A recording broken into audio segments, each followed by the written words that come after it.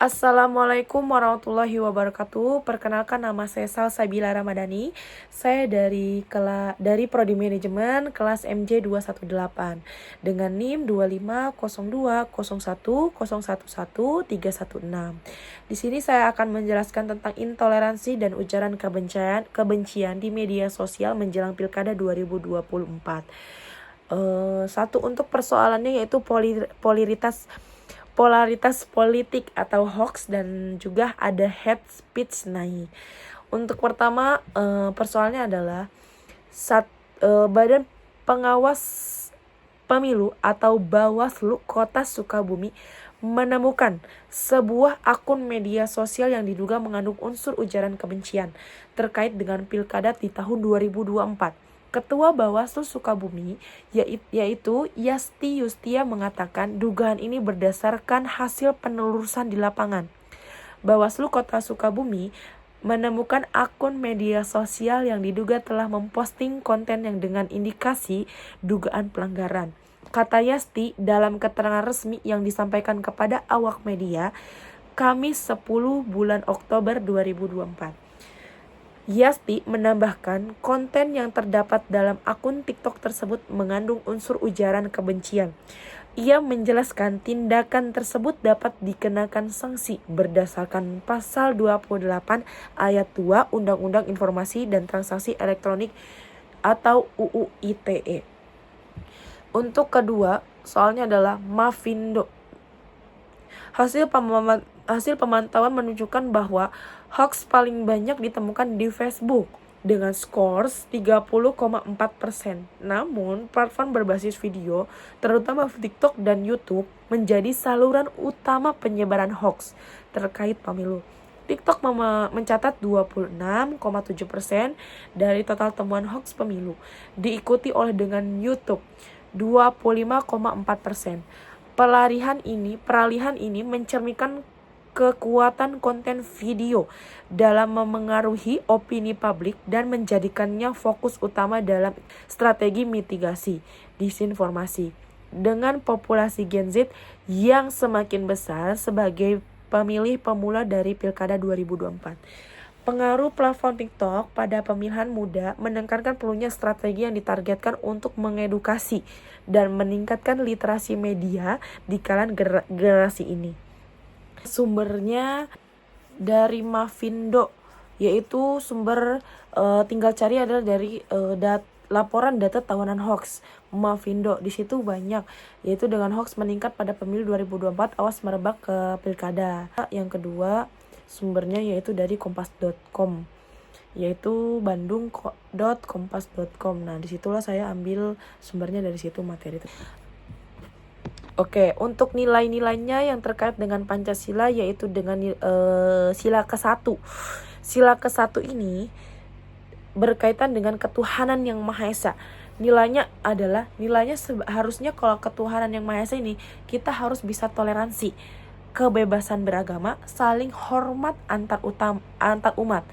Tetapi kenyataannya pelanggarannya, ujaran kebencian ini sering dibawa-bawa ayat kafir, munafik buat nyerang lawan politik. Agama dipakai jadi senjata politik, bukan untuk menjadi pemersatu. Kalimat kuncinya saat Tuhan dijadikan jargon kampanye plus hajat hujat, sila 1 dilukai dari dalam. Untuk yang kedua, silanya itu termasuk ke sila ketiga, Persatuan Indonesia. Nilainya Bhinneka Tunggal Ika, mengutamakan kepentingan bangsa di atas golongan. Pelanggarannya, algoritma medsos bikin jadi echo chamber. Ya, kita cuma lihat postingan satu kubu. Nah, kubu lain kita jadi benci. NKI harga mati cuma jadi caption kelakuannya tapi pecah belah. Kayak gitu. Jadi kalau misalnya kita cuma ngelihat satu postingan, postingan ini begini. Nah, ternyata kita nggak lihat postingan yang lainnya. Kita malah bencinya sama postingannya yang lain karena kita cuma melihatnya dari satu kubu. Harusnya kita itu harus melihat dari kubu-kubu yang lain, bukan cuma hanya satu. Kalimat kuncinya yaitu pilkada 5 tahun sekali, tapi luka perpecahan di media sosial bisa sampai 5 tahun, tapi nggak sembuh. Oke. analisis dengan yang tajam. Kenapa sih orang waras bisa jadi tukang sebar benci online? Satu, yang nyebar benci makin lantang, yang waras diam. Akhirnya medsos kelihatannya isinya benci semua. Jadi ada dua. Orang takut berpendapat, yang nyebar benci makin lantang, yang waras diam. Akhirnya medsos kelihatannya isinya benci semua. Kedua, algoritma. Medsos kita kasih kontennya yang kita suka. Lama-lama kita ngerasa, oh semua orang sepemikiran sama aku ya. Jadi lawan, sama dengan musuh. Ya kayak halnya kita nonton di TikTok, kita suka ini, akhirnya kita, oh kok dia muncul lagi ya. Kita misalnya ngelihat Tominse dia lagi konser, akhirnya keluar semua.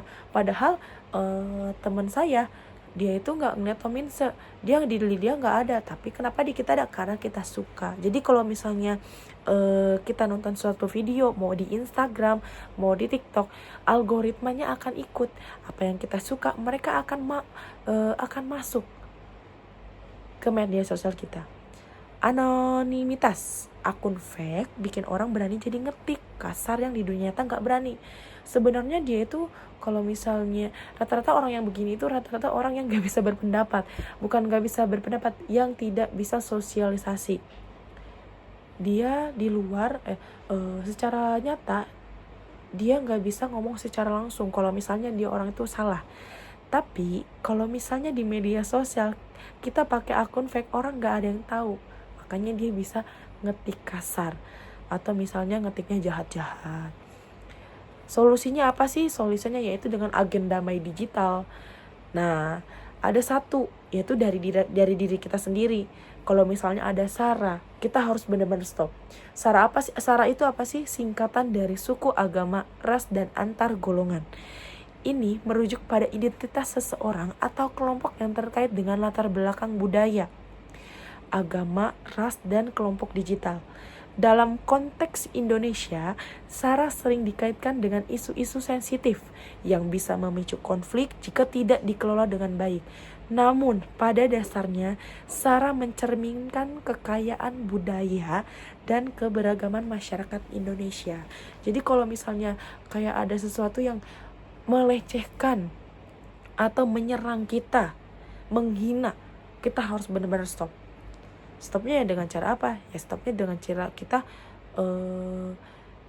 jangan share gitu. Misalnya kayak, oh ini merasa ini hina, merasa ini dia melecehkan, atau misalnya ini tidak baik, dia merasa ini ujaran kebencian. Kita jangan share ke teman kita jangan share, posting ulang lagi. Nanti dia akan jadi naik algoritmanya juga. Oke. Kategori SARA itu termasuk tuh ada banyak, atau tindakan SARA dengan seksual dengan individu atau sekelompok orang yang bersifat menyerang atau melecehkan dan menghina. Dan juga ada tindakan SARA yang dilakukan oleh institusi termasuk pemerintah, swasta, atau membuat peraturan diskriminatif. Kategori kultural, penyebaran ide-ide kediskriminatif yang bisa memicu konflik. Pentingnya untuk memahami menghormati perbedaan SARA untuk menjaga harmoni dan toleransi dalam masyarakat. Kedua, level kampus atau level pekerja. Misalnya bentuk komunitas moderasi damai. Tugasnya banjiri komentar positif, laporin akun hate speech massal ke Meta atau TikTok. Bikin konten edukasi 30 detik. Misalnya kayak ada konten yang misalnya dia termasuknya dia ujaran kebencian nih. Kalau ada misalnya ujaran kebencian kayak gini, kita bisa laporkan langsung ke Metanya. Nanti bisa ditindak oleh dengan Meta sendiri, atau misalnya dengan TikTok, misalnya dengan Instagram. Kita harus bisa laporin, oh tindakan ini tidak boleh nih. Nah, kita bisa laporin untuk ke Meta. Ya kayak halnya kayak kemarin ada demo yang besar-besaran dengan mengakibatkan melukai seseorang atau mencelakakan seorang. Terjadinya konflik pada saat demo di tahun 2026 atau 2025 yang di Jakarta. Itu banyak ada beberapa mahasiswa terlukai gara-gara demo tersebut. Nah, disitulah TikTok muncul rame. Yang tadinya kita sebenarnya kan kayak saya jualan di TikTok. Saya jualan di TikTok, pas ada dampak demo, yang naik itu konten-konten yang demo tersebut. Nah, sebagai saya penjual di TikTok, trafficnya untuk orang masuk harusnya berbelanja, orang malah mencari demo. Jadi TikTok pun akan kasih. Jadi TikTok itu beberapa kayak gini, setelah terjadinya demo dan traffic semua pada larinya ke demo, TikTok akhirnya memberi ruang, memberi batasan untuk orang yang suka memvideo-video demo tersebut, karena disitulah banyak terjadinya kayak ujaran kebencian terhadap kayak kepolisian. Polisi begini ya, begini ya.